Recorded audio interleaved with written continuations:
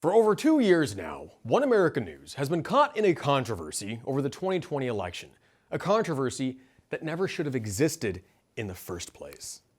I could go into details, but sometimes it's better to let the details speak for themselves. Take a look at the following footage and see for yourself if One America News is really pushing dangerous conspiracies, or simply reporting on what every Democrat took for granted up until the 2020 election. Keep in mind, what you're about to hear is not the opinion of One America News. We are not making any of these statements. Virginia just stopped using touchscreen computer voting because it's so vulnerable. Right. We need to look at all the voting machines. Every Secretary of State needs to be, assisted in making sure that they are not being hacked and attacked. I continue to think that our voting machines are too vulnerable. Researchers have repeatedly demonstrated that ballot recording machines and other voting systems are susceptible to tampering. Even hackers with limited prior knowledge, tools, and resources are able to breach voting machines in a matter of minutes. In 2018, electronic voting machines in Georgia and Texas deleted votes for certain candidates or switched votes from one candidate to another. The biggest seller of voting machines is doing something that violates Cybersecurity 101, directing that you install remote access software, which would make a machine like that, a magnet for fraudsters and hackers. These voting machines can be hacked quite easily. You could easily hack into them. It makes it seem like all these states are doing different things, but in fact, 3 companies are controlling that. It is the individual voting machines that pose some of the greatest risk. There are a lot of states that are dealing with antiquated machines, right, which are vulnerable to being hacked. Workers were able to easily hack into an electronic voting machine. It was possible to switch votes. 43% of American voters use voting machines that researchers have found have serious security flaws, including backdoors. We know how vulnerable now our systems were. I know the hackathon that took place last year, where virtually every machine was broken into fairly quickly. I actually held a demonstration for my colleagues here at the Capitol, where we brought in folks who, before our eyes, hacked election machines, those that are being used in many states. My view is they don't have to hack 50 states. In a close presidential election, they just need to hack one swing state, or maybe 1 or 2, or maybe just a few counties in one swing state. How confident are you that the 2018 midterm elections are going to be legitimate? I'm very concerned that you could have a hack that finally went through. You have 21 states that were hacked into. They didn't find out about it for a year. Right now, we have over a dozen states that either don't have any backup paper ballots or only have them partially. Do you think that our adversaries don't know what those states are? Of course they know what those states are. And if we have a close election, in the general election, in a presidential race, and one state's outstanding, and their ballot boxes gets hacked into, their elections get hacked into, we will have absolutely no backup. I know America's voting machines are vulnerable because my colleagues and I have hacked them repeatedly. We've created attacks that can spread from machine to machine like a computer virus and silently change election outcomes. And in every single case, we've found ways for attackers to sabotage machines and to steal votes. Across the country, there are about 52 different models of machines. They fall into essentially 2 styles, ones that scan a piece of paper or ones where the voter just interacts with the touch screen. And many of them have been analyzed now by researchers looking for security vulnerabilities. In every single case where a U.S. voting machine has been analyzed by competent security researchers, they have found vulnerabilities that would let someone inject malicious software and change election data. Every single case. The better or the more efficient way of hacking machines would be to subvert them all through the machine that's used to actually program those machines. So prior to each election, the county election office or the voting machine vendor will actually program memory cards for that election. It tells the machine who are the candidates, what are the contests being decided, and that gets inserted into the voting machine. If you can subvert that machine that is used to program those memory cards, then you can pass rogue software to the voting machine. Voting machines are not connected to the internet. This is something that you hear all the time in the US from election officials. Unfortunately, it's not actually true. And many new voting machines come with 4G wireless modems so that they can be connected to the internet from the polling place in order to upload the results faster. Now, to me, that sounds crazy. Why would you want to put your voting machines on the internet right in the middle of the election, potentially at the most vulnerable time? Studies conducted in 2007 by the state of California, state of Ohio, state of Florida found security vulnerabilities that could take advantage of these to engineer viruses, where one compromised voting machine could then infect eventually the entire fleet of machines for an entire county. Typically at the end of the election day, you move a memory card through each of the machines in the precinct, and that's to collect the vote totals. That process can spread a virus. And there are other processes. The details vary from machine to machine. And you say hacked, what were they able to do once they gained access to the machines? Oh, all sorts of things. They could manipulate the outcome of the vote. They could manipulate the tally. They could delete the tally.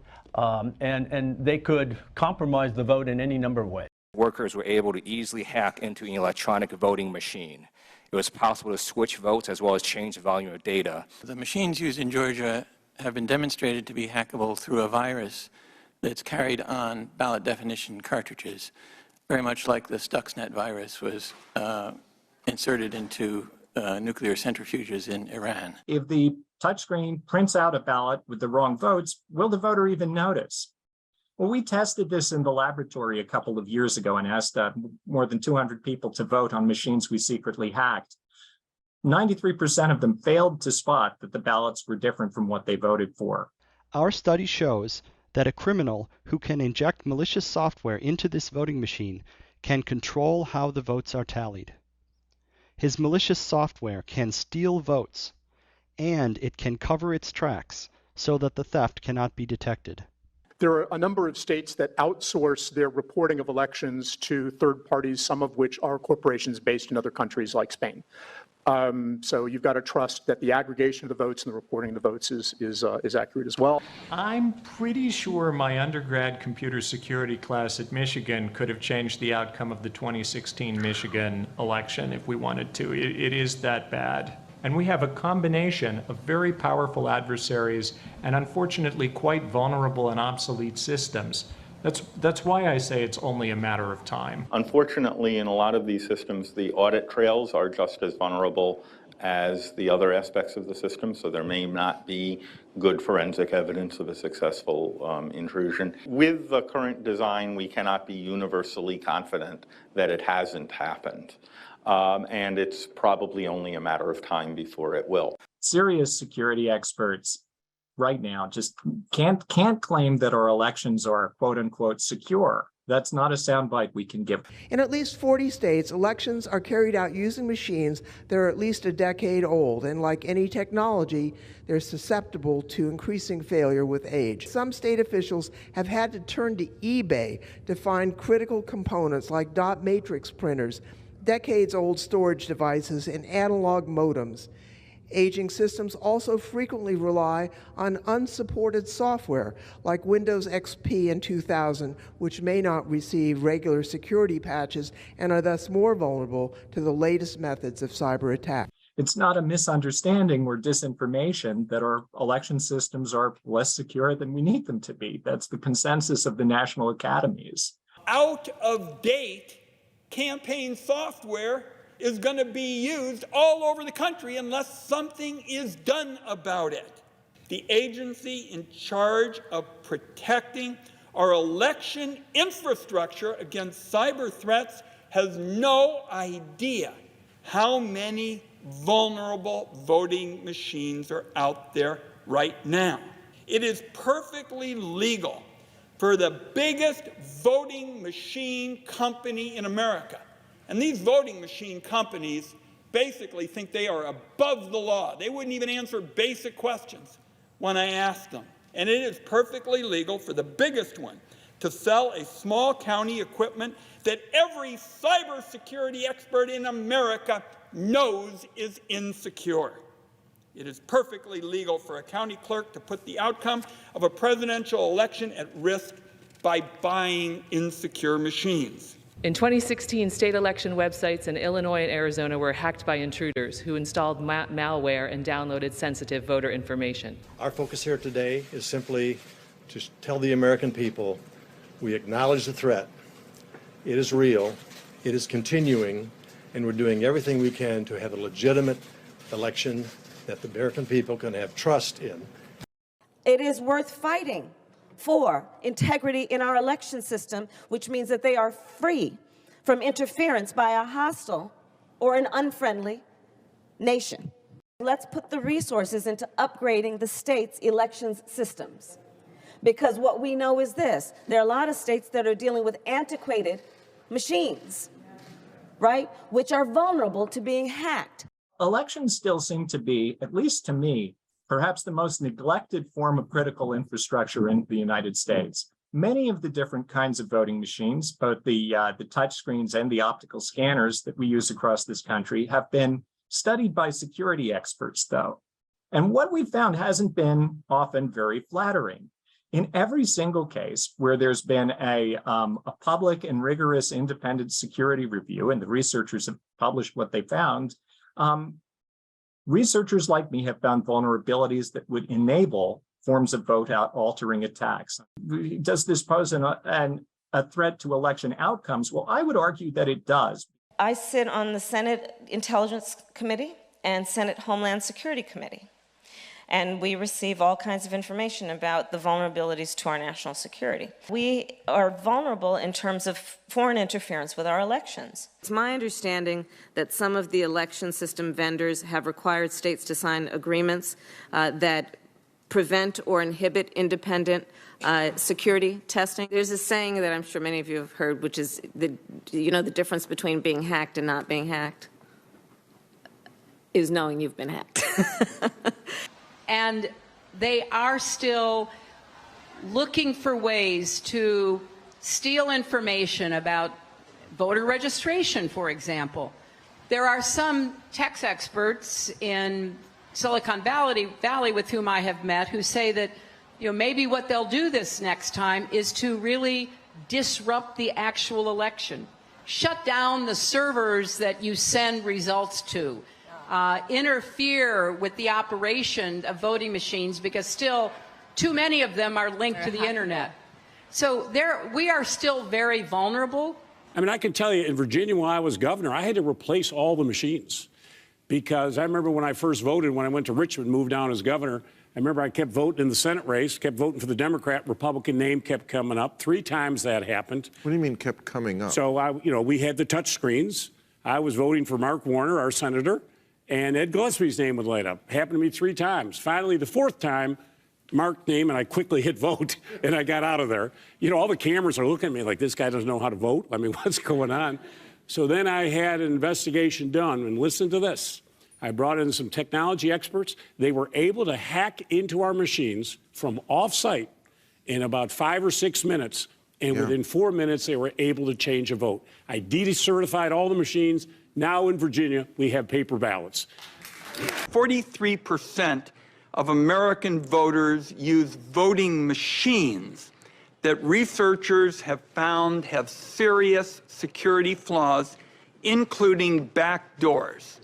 These companies are accountable to no one. They won't answer basic questions about their cybersecurity practices, and the biggest companies won't answer any questions at all. 5 states have no paper trail, and that means there is no way to prove the numbers the voting machines put out are legitimate.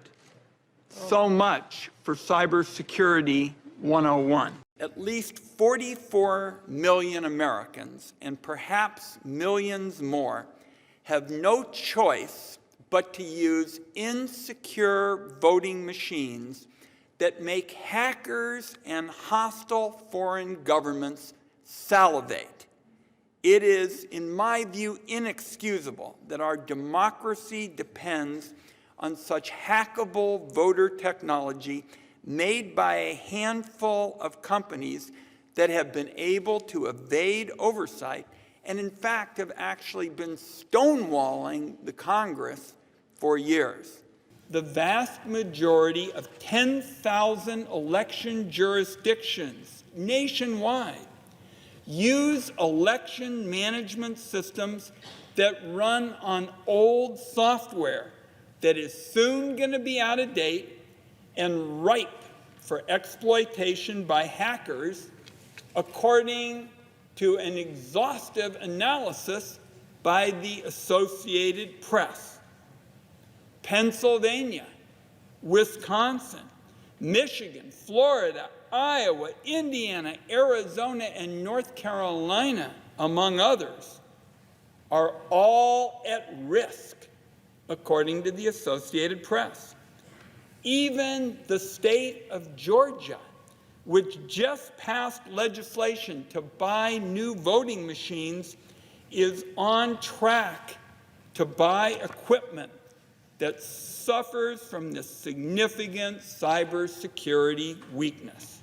Let's say the election is decided by a small percentage, and people in America don't think that the election was fair. The effect that would have on our 200-year experiment in self-governance, our democratic system, would take a real hit. In the Intelligence Committee, both sides seem to agree that no votes were changed in the 2016 election. And I said, the experts I talked to say that until you have a forensic analysis of a vote, until you go in there and scrub the whole system, you can't really say that. We've heard a lot from voting machine vendors and election officials that voting machines can't be hacked because they're not connected to the internet. All of those vulnerabilities that Andrew talked about are not a problem because no one can access the machines. And it turns out that that message that they've been giving us for years, and particularly after the 2016 election, just isn't true. Voting machine vendors have sold election officials on these in use of modems. In some cases, the modems are embedded inside the voting machines. In another case, they're external modems that get attached to the voting machine at the end of the election. So at the end of the election, the machine goes into shutdown mode, and then this option pops up about modeming results. And so the system will automatically then dial in and send these votes over a cellular modem to a server on the internet that collects the results. So everyone will tell you, and they've told me every time I've spoken with them, that cellular modems are not really internet connectivity. They will say, that doesn't mean that the machine is connected to the internet, it's using a cellular modem. Well, that's not true. And Election Systems and Software, which is the top voting machine maker in the country, this is one of their statements over and over again with the public. But this is one of their own diagrams that they actually gave to Rhode Island in 2015. And if you see that circular part in the center there showing that modem transmission using the wireless modem, they sit there, right there. It's on their own diagram that it's going over the internet. Before every election officials have to program the voting machines with who's on the ballot and what are the rules for counting. Well, they make that election programming on a PC workstation somewhere, either at the jurisdiction or at an outside vendor that does it for them. If an attacker can break into that workstation, which is called an election management system, they can spread malicious code to all of the memory cards used to program all of the voting machines in the jurisdiction. And those election management system workstations sometimes are connected to the internet, or the data that's programmed into them passes through an internet-connected system. So we're just 1 or 2 hops away from an online attacker. So if I wanted to break into this company, let's say I was the attacker, I'd probably start by forging an email from, let's say, Larry, the president here, to Sue, his administrative assistant, asking her to urgently open an attachment. Now, of course, when she does, that attachment has my malware in it. I have a foothold into their network, and I can try to spread from there to the election management system and to the voting machines in most of the state. Tampering with the national election result in my country is easier than even I thought in 2016. I keep learning things that convince me that the situation is scarier than even experts had thought. You identify the states that are most weakly protected and going to be close, target the computers that are going to program voting machines there, spread malware to machines to change a fraction of the votes, and then rely on the fact that most states, even if they have a paper record, are not going to rigorously use it to check that the computers are right.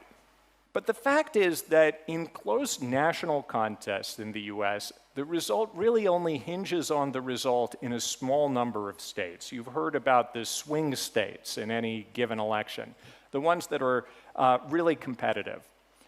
In such a situation, an attacker can, before the election, identify which states are likely to be close. Try probing all of them in the way that the Russians did the voter registration systems in 2016, and just find the weakest swing states and attack there.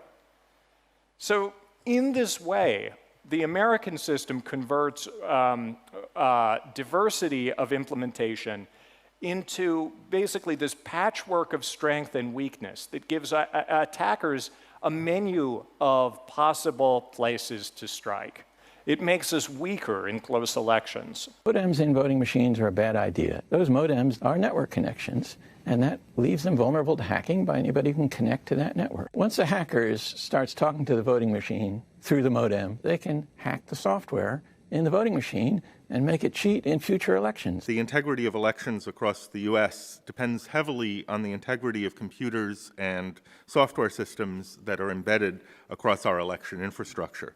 Complex software lies at the heart not just of vote casting equipment used at polling places, but also the information systems used by local authorities to manage everything from voter registration records to the tallying and reporting of election results to the creation of ballots and so forth. Unfortunately, much of this infrastructure has proven dangerously vulnerable to tampering and attack, and in some cases in ways that cannot be easily detected or corrected after the fact. These vulnerabilities can create practical avenues for corrupt candidates or foreign adversaries to do everything from cause large-scale disruption on election day to potentially undetectably alter election outcomes in some cases. To be blunt, it's a widely recognized, really indisputable fact that every piece of computerized voting equipment in use at polling places today can be easily compromised in ways that have the potential to disrupt election operations, compromise firmware and software, potentially alter vote tallies in the absence of other safeguards. This is partly a consequence of historically poor design and implementation by equipment vendors, but it's ultimately a reflection of the nature of complex software. It's simply beyond the state of the art to build software systems that can reliably withstand targeted attack by a determined adversary in this kind of an environment. The vulnerabilities are real, they're serious, and absent a surprising and very fundamental breakthrough in my field, which I would welcome, but I don't see coming soon, probably inevitable. Some jurisdictions are relying on uploading election results using cellular modems or the internet. That, of course, introduces another point of vulnerability, not just to the data that's flowing, but also to the software, the devices that are being connected. Last year, journalist Kim Zetter in the New York Times reported that ES&S had installed remote access software and wireless modems in election equipment for years. I believe that's about the worst thing you can do in terms of election security in America, short of putting American ballot boxes on a Moscow street.